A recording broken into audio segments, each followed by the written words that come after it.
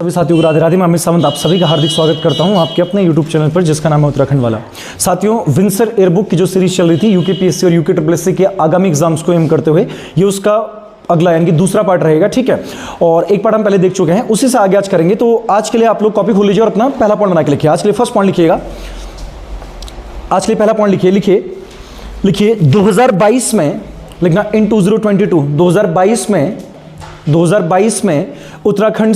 2022 में उत्तराखंड से पद्म पुरस्कार लिखना इन 2022 पद्म अवार्ड्स फ्रॉम उत्तराखंड से पद्म पुरस्कार 2022 पद्म अवार्ड्स फ्रॉम उत्तराखंड से पद्म पुरस्कार। बता पाएंगे कुल कितने लोगों को मिले हैं 2022 में पद्म पुरस्कार उत्तराखंड से? उत्तराखंड से कितने लोगों को? 5। कौन कौन है 5? एक तो सबसे पहले पद्म विभूषण है, किसको मिला? विपिन रावत को, जनरल विपिन रावत मरणोपरांत, ठीक है। अच्छा, इसके अलावा पद्म भूषण किसको मिला? बताओ। पद्म भूषण, पद्मश्री तो 3 को मिला है। 3 कौन कौन? बसंती देवी पिथौरागढ़, कोसी बचाओ आंदोलन वाली, ठीक है। दूसरा पद्मश्री, दूसरा कौन है? चलो, एक फोक सिंगर है, वो बताओ। एक लोक गायिका है, फोक सिंगर, माधुरी बरथवाल। तीसरा पद्मश्री किसको मिला? तीसरा, चलो हिंट करते हैं, वो एक स्पोर्ट्समैन है, वंदना कटारिया, हॉकी। अब बच गया क्या? पद्म भूषण किसको मिला? तो पद्म भूषण मिला विक्टर बनर्जी को, ये अभिनेता हैं। लिखिए डैश करके इसके आगे 5 लिखिए, कुल 5 लोगों को मिला। डैश करके इसके आगे लिखिएगा 5 लिखिए। अब इसके नीचे आके पहला लिखिए, नंबर 1 लिखिए पद्म विभूषण, क्योंकि सबसे ऊपर पद्म विभूषण होता है। और पद्म विभूषण बाबू ना 2022 में इंडिया में 4 लोगों को मिला, टोटल 4, उनमें से एक उत्तराखंड से थे। लिखिए पद्म विभूषण, लिखिए डैश कीजिएगा, लिखिए जनरल विपिन रावत, ठीक है। इसके नीचे आके नंबर 2 लिखिएगा पद्म भूषण। अब विपिन रावत का संबंध सेना से, तो समझ लोगे, नहीं कर पाओगे तो हो जाएगा, तो ठीक है। पद्म भूषण लिख के डैश कीजिएगा विक्टर बनर्जी, और विक्टर बनर्जी के ब्रैकेट में लिखिएगा अभिनेता, यानी कि एक्टर लिखना बाबू, ठीक है। विक्टर बनर्जी को लिखिएगा अभिनेता, ठीक है। फिर इसके नीचे आके लिखिएगा 3 पद्मश्री और डैश करना, 3 पद्मश्री लिखना और डैश करना, 3 पद्मश्री लिखो और डैश करना, 3 पद्मश्री लिखो और डैश करना। डैश करके पहला नाम लिखिएगा बसंती देवी, यही कनाली छिना की हैं, ठीक है। फिर वैसे मायावती आश्रम में रहती हैं, लेकिन है वैसे आपकी कहाँ की? कनाली छिना की। लिखिएगा क्या लिखा? पहला लिखिए बसंती देवी के ब्रैकेट में लिखिएगा पिथौरागढ़, कॉमा कोसी बचाओ आंदोलन से जुड़ी हैं, लिखना working for save Kosi movement, Kosi बचाओ आंदोलन से जुड़ी हैं, working for save Kosi movement. हाँ, और कोसी से एक और चीज है बाबू, देखो अभी उत्तराखंड में ना पिंडर नदी का जो पानी है, किसका? पिंडर नदी का पानी, वो कोसी में डाला जा रहा है, यानी कि पिंडर नदी की धारा को मोड़ के उसका पानी कहां डाल रहे हैं? कोसी में। और ये इस प्रकार की भारत की पहली परियोजना होने वाली है, उसको भी लिखेंगे, ठीक है। तो पहला क्या लिखा आप लोगों ने? बसंती देवी। दूसरा लिखो इसके नीचे आके माधुरी ब्रतवाल, दूसरा नाम लिखिएगा माधुरी ब्रतवाल, दूसरा नाम लिखना वो क्या? माधुरी ब्रतवाल के आगे लिखिएगा डैश करके, मतलब इनके ब्रैकेट में लिख लीजिएगा क्या? लोक गायक। माधुरी ब्रतवाल के ब्रैकेट में लिखिएगा लोक गायक, माधुरी ब्रतवाल के ब्रैकेट में लिखिएगा लोक गायक। और तीसरा लिखिएगा वंदना कटारिया, और माधुरी ब्रतवाल शायद पौड़ी की है, तो मैं श्योर तो नहीं हूं, एक बार चेक कर लेना इसको, ठीक है। वंदना कटारिया के ब्रैकेट में लिखिएगा हॉकी हरिद्वार, वंदना कटारिया के ब्रैकेट में लिखिएगा हॉकी हरिद्वार।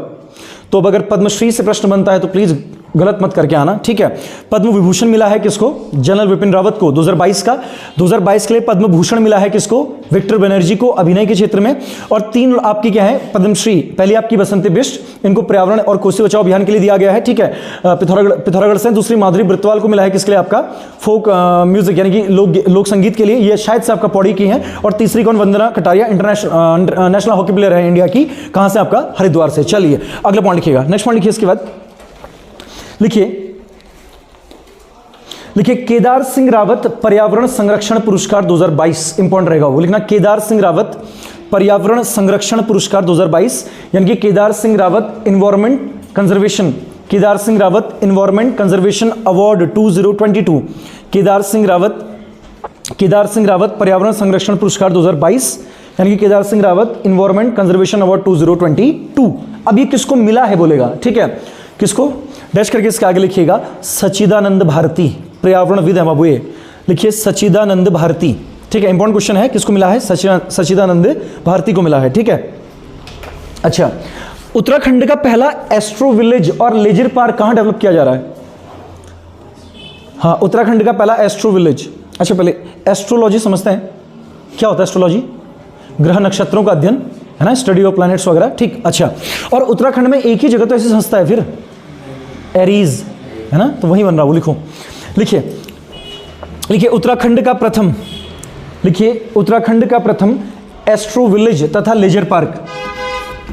अच्छा प्रश्न, वो एस्ट्रो विलेज तथा लेजर पार्क, एस्ट्रो विलेज तथा laser park, laser park, dash करके इसके आगे लिखिएगा, लिखिए हनुमानगढ़ी कॉमा नैनीताल, लिखिए डैश करके Hanumangarhi comma Nainital, Hanumangarhi comma Nainital, Hanumangarhi comma Nainital, और इसके ब्रैकेट में लिखिएगा Aries, Hanumangarhi comma Nainital, bracket में लिखिएगा एरीज, आर्यभट्ट प्रेक्षण संस्थान है जो आपका ना, वहीं पे एरीज लिखिएगा, ब्रैकेट क्लोज कीजिए, अगला पॉइंट लिखिएगा। अब देखिए 2022 में ना 26th नेशनल क्लाइंबिंग चैंपियनशिप हुई, यानी कि 26वीं राष्ट्रीय पर्वतारोहण प्रतियोगिता, ये कहाँ हुई बोलेगा, कहाँ हुई होगी? हाँ देखो, उत्तराखंड में एक ही तो संस्थान है जो बड़े स्तर पे कराएगा, निम, नेहरू इंस्टीट्यूट ऑफ माउंटेनिंग, कब का है? 14 नवंबर 1965, 1965, कहाँ है? उत्तरकाशी में, ठीक है।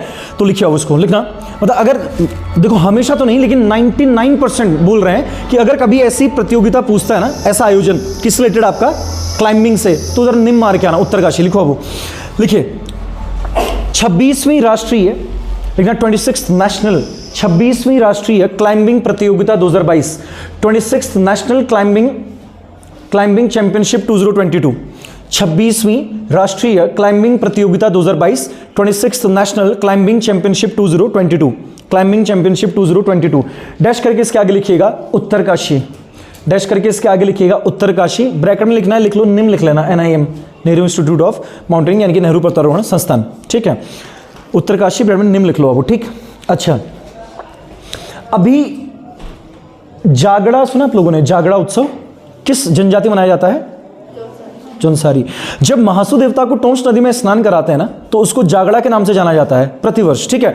तो जागड़ा को भी ना उत्तराखंड में राज्य पर्व का दर्जा दिया गया है। एक तो राजकीय मेला होता है, जागड़ा मेला नहीं बाबू, ये क्या है? पर्व, तो इसको स्टेट फेस्टिवल का दर्जा दिया गया है। लिखिए, लिखिए जागड़ा उत्सव, अगला पॉइंट लिखिएगा जागड़ा उत्सव, ब्रैकेट में लिखिएगा जौनसारी जनजाति, Jaunsari tribe, Jagda festival, bracket में लिखिएगा जौनसारी जनजाति यानी कि जौनसारी ट्राइब, ब्रैकेट क्लोज कीजिए और डैश करके इसके आगे लिखिएगा, ब्रैकेट क्लोज कीजिए और डैश करके इसके आगे लिखिएगा, लिखिए राज्य पर्व का दर्जा दिया गया, लिखना got the tag of state festival, राज्य पर्व का दर्जा दिया गया, got the tag of state festival, राज्य पर्व का दर्जा दिया गया, राज्य पर्व का दर्जा दिया गया।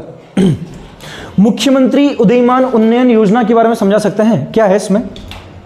मुख्यमंत्री उदयमान उन्नयन योजना 1,500 रुपये दिए जाएंगे, किसे? पूरे उत्तराखंड में 150, हर जिले में 150, हर जिले से 150 लड़के और 150 लड़कियां। एज ग्रुप क्या रहेगा? 6 से 14, 6 से 14 वर्ष। अब सबसे क्रूशियल, इसको लॉन्च कब किया गया? हाँ, 29 अगस्त को खेल दिवस बनाते हैं ना, राष्ट्रीय खेल दिवस, मेजर ध्यानचंद की मेमोरी में, तो 29 अगस्त 2022 को इसको लॉन्च किया गया बाबू। अभी उत्तराखंड पुलिस के पेपर में पूछा था ना, किसकी धनराशि? एक पटवारी में आई थी, पुलिस के पेपर में आई थी, पटवारी में। हाँ, वात्सल्य में धनराशि कितना है? 3,000। तो इसमें कितना है? 1,500। लिखिए वो साइड में डालना, मुख्यमंत्री उदयमान खिलाड़ी उन्नयन योजना, मुख्यमंत्री उदयमान खिलाड़ी उन्नयन योजना, मुख्यमंत्री, वैसे मैंने करने को करा रखा पहले, चलो एक बार रिपीट हो जाए, कोई दिक्कत नहीं, लिखना मुख्यमंत्री उदयमान खिलाड़ी उन्नयन योजना, मुख्यमंत्री उदयमान खिलाड़ी उन्नयन योजना। किसके पास है भी? स्पोर्ट्स मिनिस्ट्री उत्तराखंड में, खेल मंत्री रेखा आर्या। डैश करके इसके आगे लिखिए 29 अगस्त 2022, डैश करके इसके आगे लिखिएगा 29 अगस्त 2022, 29 अगस्त 2022। अब इसके नीचे लिखिए, प्रत्येक जिले से, फ्रॉम ईच डिस्ट्रिक्ट, प्रत्येक जिले से 150 बालक तथा 150 बालिकाएं, from each district 150 boys and 150 girls, 150 बालक तथा 150 बालिकाएं, 150 boys and 150 girls, 150 boys and 150 girls, फिर कॉमा करना, 1500 रुपये छात्रवृत्ति लिखना, स्कॉलरशिप ऑफ 1500 रुपीज़, 1500 रुपये छात्रवृत्ति, स्कॉलरशिप ऑफ 1500 रुपीज़, 1500 रुपये छात्रवृत्ति यानी कि स्कॉलरशिप ऑफ 1500 रुपीज़। और इसके ब्रैकेट में लिखिएगा 6-14 वर्ष, 6-14 ईयर्स, इस एज ग्रुप को कवर करेगी। 6-14 वर्ष, 6-14 ईयर्स, ब्रैकेट क्लोज कीजिएगा, ब्रैकेट क्लोज कीजिएगा, ठीक है। अभी उत्तराखंड में बाबू ना ऑपरेशन मुक्ति अभियान चर्चाओं में रहा, ये किससे संबंधित है और ये सोशल इशू पे बेस्ड है, तो ये बन सकता है एग्जाम में प्रश्न कि ऑपरेशन मुक्ति अभियान का संबंध किससे है। हाँ, जो बैगरिंग है ना, जो भिक्षावृत्ति है उत्तराखंड में, इसको समाप्त करने के लिए लिखिए। इसका आगे लिखिएगा, अगला पॉइंट लिखिए, ऑपरेशन मुक्ति अभियान लिखना, ऑपरेशन मुक्ति प्रोग्राम लिखो, हिंदी में अभियान लिख लो, ऑपरेशन मुक्ति अभियान लिखो डैश करके, लिखिए भिक्षावृत्ति को समाप्त कर, ऐसे लिखना, भिक्षावृत्ति को समाप्त करना लिखना, टू अबॉलिश द बैगिंग, भिक्षावृत्ति को समाप्त करना तथा भिखारियों का पुनर्वास एंड रीस्टेब्लिशमेंट ऑफ बेगर्स, भिखारियों का पुनर्वास ऑफ बेगर्स। चलेगा, इस आगे बढ़े, अगला पॉइंट, नेक्स्ट पॉइंट लिखिएगा। इंडिया का ना अभी, अच्छा पहले बताओ, इंडिया में सबसे ज्यादा स्पाइसेस कहाँ होते हैं, मसाले, तो केरल को बोलते हैं इंडिया का क्या, स्पाइसेस गार्डन। अब इंडिया का एक्चुअल में पहला स्पाइसेस गार्डन बनने जा रहा है, कहाँ, रानीखेत में, लिखिए, वो अगला पॉइंट लिखिएगा, ये भी इंपॉर्टेंट है, लिखिए भारत का पहला मसाला उद्यान लिखना, India's first spices garden, Bharat का पहला मसाला उद्यान, India's first spices garden, India's first spices garden, Bharat का पहला मसाला उद्यान, लिखिए डैश करके रानीखेत कॉमा अल्मोड़ा, रानीखेत कॉमा अल्मोड़ा। और देखिए विंसर में कई ऐसे करंट अफेयर के क्वेश्चन हैं जो मैं नहीं कराऊंगा बाबू इस क्लास में, क्यों, क्योंकि वो करंट अफेयर में करा चुके हैं पहले, जो 17-18 वीडियो उसमें पड़ी होंगी प्लेलिस्ट, मतलब करंट अफेयर का एक प्लेलिस्ट है, वहां से आप लोग उसको देख लेना, मैं वो बाकी सारे वहां वो नहीं कराऊंगा, ठीक है। तो भारत का जो पहला मसाला उद्यान बन रहा है, कहां बन रहा है आपका, अल्मोड़ा के रानीखेत में बन रहा है, ठीक है। चलिए नेक्स्ट पॉइंट लिखिएगा, इसके बाद अगला पॉइंट लिखिएगा, ये तो वैसे बताइए, इसको लिखाते नहीं हो, वो लिखा रखा है बहुत बार, राज्य की पहली ड्रोन फैक्ट्री कहां बन रही है, उत्तराखंड की पहली ड्रोन फैक्ट्री रुड़की हरिद्वार में। और ड्रोन पॉलिसी को अप्लाई करने वाला पहला स्टेट कौन सा है, हिमाचल प्रदेश। और हेल्थ सेक्टर में यानी कि स्वास्थ्य की सेवा में ड्रोन यूज करने वाला पहला राज्य उत्तराखंड है, ठीक है। ये सब लिखा रहेगा, सो छोड़िए। चलिए अगला पॉइंट लिखिएगा, नेक्स्ट पॉइंट लिखिए, इसके बाद अगला पॉइंट लिखिएगा, जिसको नहीं पता लिख लो, उत्तराखंड की पहली जो ड्रोन फैक्ट्री कहां खुल रही है आपका, हरिद्वार रुड़की में, ठीक है। चलो अगला क्वेश्चन लिखिएगा, लिखिए शुंद्राकोट नौला, ये चर्चाओं में रहा बाबू, शुंद्राकोट नौला, शुंद्राकोट, देखो मैं हमेशा बोलता हूं गाढ़ गधरे नौले नहीं पढ़ने हैं, लेकिन ये वाला नौला पढ़ना पड़ेगा वो, हाँ, शुंद्राकोट नौला लिख के डैश करना। देखो अभी इसको ना नेशनल इंपोर्टेंस का हेरिटेज डिक्लेयर किया गया है, यानी कि राष्ट्रीय महत्व का स्मारक, ठीक है, इसलिए ये चर्चाओं में है, और ये है कहां, अल्मोड़ा में। पहले इसके आगे लिखिए, लिखिए राष्ट्रीय महत्व का स्मारक घोषित हुआ, लिखना डिक्लेयर्ड, राष्ट्रीय महत्व का स्मारक घोषित हुआ, डिक्लेयर्ड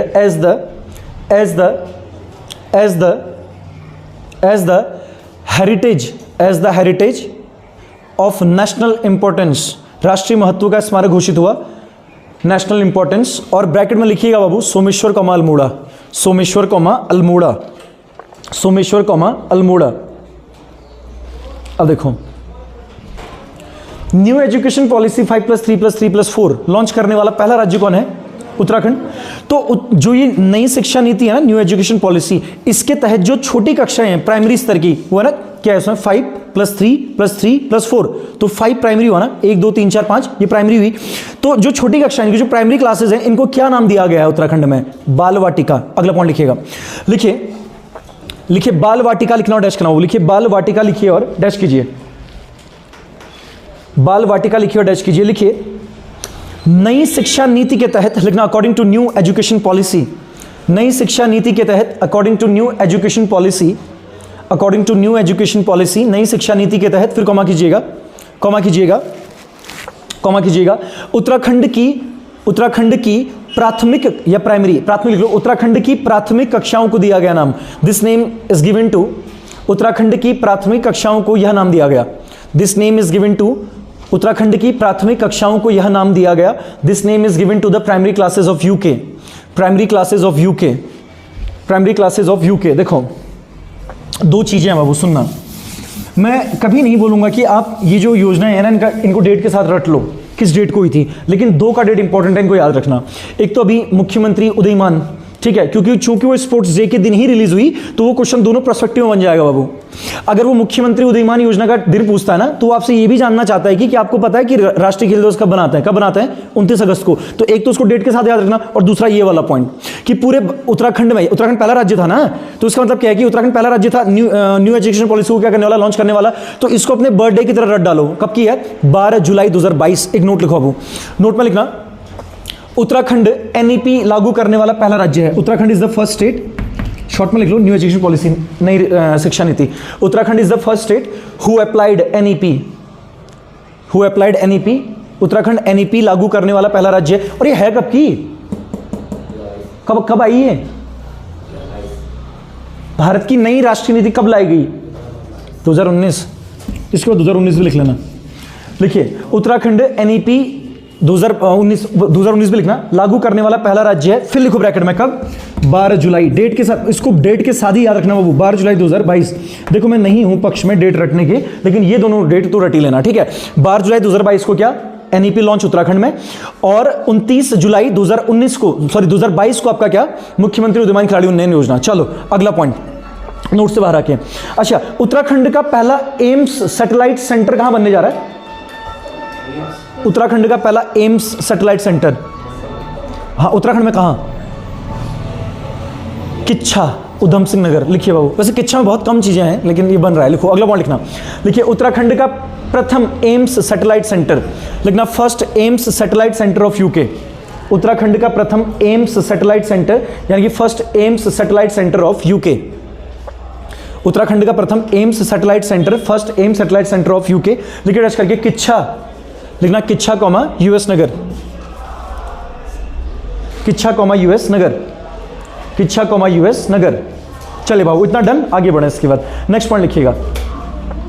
लिखिए, लिखिए Indian open badminton championship, Indian, Singapore में हुई थी शायद ये 2022 में, लक्ष्य गोल्ड मेडल लाए थे। लिखना क्या लिखा, Indian open badminton championship 2022, Indian open badminton championship 2022 2022। लिखो टच करके, लिखना लक्ष्य सेन कॉमा करके स्वर्ण पदक, लिखना लक्ष्य सेन कॉमा करके गोल्ड मेडल, लक्ष्य सेन कॉमा करके स्वर्ण पदक यानी कि गोल्ड मेडल, ठीक है। और स्पोर्ट्स पर्सनालिटी इन न्यूज में अगर बात करें तो उत्तराखंड में लक्ष्य सेन ही ज्यादा चर्चाओं में रहते हैं बाबू, ठीक है। और देखो आप लोगों ने क्या लिखा था, इंडियन ओपन बैडमिंटन चैंपियनशिप 2022 में गोल्ड कौन लाए, लक्ष्य सेन। और ये गोल्ड लाने वाले, इस टूर्नामेंट में गोल्ड लाने वाले तीसरे भारतीय हैं। तो ब्रैकेट में लिखो, ब्रैकेट में लिखिएगा तीसरे भारतीय, लिखना थर्ड इंडियन, तीसरे भारतीय थर्ड इंडियन, तीसरे भारतीय थर्ड इंडियन, यानी 2001 डेट ऑफ बर्थ है ना लक्ष्य सेन की। कहां से लक्ष्य सेन, किस डिस्ट्रिक्ट से, अल्मोड़ा। तो 2001 से मानोगे 21-22 साल में इतना नाम कमा लिया। और हम चलो नेक्स्ट पॉइंट लिखना इसका, अगला पॉइंट लिखो। लिखिए, संगीत नाट्य अकादमी पुरस्कार 2022। लिखिए, संगीत नाट्य अकादमी पुरस्कार 2022, संगीत नाट्य अकादमी पुरस्कार 2022। देखो दो लोगों को दिया गया बाबू 2022 में, है नहीं, ये राष्ट्रीय स्तर पे मिलता है, नेशनल लेवल पे। तो उत्तराखंड से दो लोगों को दिया गया। एक तो उत्तराखंड पुलिस में पूछ भी लिया गया है, कौन, नरेंद्र सिंह नेगी, उत्तराखंड पुलिस की ओर में आया था नरेंद्र सिंह नेगी। किसको दिया गया, नरेंद्र सिंह नेगी। एक और थे इनके साथ, कौन थे, दीवान सिंह बजेली, ये है अल्मोड़ा के और अभिनय से संबंधित है। लिखो डैश करके, पहला लिखिएगा नरेंद्र सिंह नेगी, पहला नाम लिखिए नरेंद्र सिंह नेगी, ब्रैकेट में लोक गायक, नरेंद्र सिंह नेगी ब्रैकेट में लोक गायक लिखिएगा, ब्रैकेट क्लोज कीजिए, नरेंद्र सिंह नेगी लोक गायक bracket folk singer bracket close कीजिएगा। और दूसरा नाम लिखिए कॉमा करके, इसी के आगे लिखिए दीवान सिंह बजेली, दूसरा नाम लिखिएगा दीवान सिंह बजेली, दीवान सिंह बजेली। अब देखिए दीवान सिंह बजेली के ब्रैकेट में लिखना है, इनके ब्रैकेट में लिखना है क्या, अल्मोड़ा कॉमा अभिनय, ठीक है, यानी कि एक्टर हैं, अभिनय लिख लो, अभिनेता जो भी लिखते हो, ठीक है। चलो डन, चलिए गाइस अगला पॉइंट लिखिएगा। अभी वो हुआ था ना आपका रक्तदान अमृत महोत्सव, मोदी जी का बर्थडे 17 सितंबर से 2 अक्टूबर तक चला था, तो पूरे इंडिया में ब्लड डोनेट करवाया गया। ये आज़ादी के अमृत महोत्सव के अंडर 17 सितंबर को था मोदी जी का बर्थडे, 17 है शायद, मैं श्योर मतलब 17 सितंबर से 2 अक्टूबर तक चला था, 17-18 से ऐसे चला होगा। तो इसमें पूरे कंट्री में ब्लड डोनेशन किया गया और इस ब्लड डोनेशन में उत्तराखंड को दूसरा स्थान मिला बाबू। लिखिए नेक्स्ट पॉइंट लिखना, लिखिए रक्तदान महोत्सव, रक्तदान अमृत महोत्सव, रक्तदान अमृत महोत्सव 2022, रक्तदान अमृत फेस्टिवल लिखिएगा इंग्लिश में, या महोत्सव लिख लो 2022 2022 लिखो डैश करके। उत्तराखंड के ऊपर 2 लिखना, वो यूके लिखो उसके ऊपर लिखना 2, उत्तराखंड क्या रहा आपका, दूसरा रहा, ठीक है। और जब इतना लिख लोगे तो ब्रैकेट में लिखना है इसके कब से कब तक, वैसे पूछा तो नहीं, लिख लो, लिखना 17 सितंबर 2022 से चला था 2 अक्टूबर 2022 तक, ठीक है। चलिए अगला पॉइंट लिखिएगा सर, नेक्स्ट पॉइंट लिखिए। हाँ, उत्तराखंड का पर कैपिटा इनकम कितना है, प्रति व्यक्ति आय, प्रति व्यक्ति आय कितनी है उत्तराखंड की। अगर आप किसी भी देश की ना आर्थिक वृद्धि यानी कि इकोनॉमिक ग्रोथ पे अगर नजर डालना चाहते हैं तो क्या स्टडी किया जाता है, क्या सबसे अच्छा पैमाना होगा, जीडीपी नहीं होगी। मैं ही बोल रहा हूं कि अगर आप किसी देश की इकोनॉमिकल ग्रोथ पे बात करते हैं तो सबसे अच्छा मापदंड क्या होगा किसी देश की आर्थिक वृद्धि को जांचने का। हाँ, जीडीपी नहीं होगी, जीडीपी क्यों नहीं होगी पहले बताओ।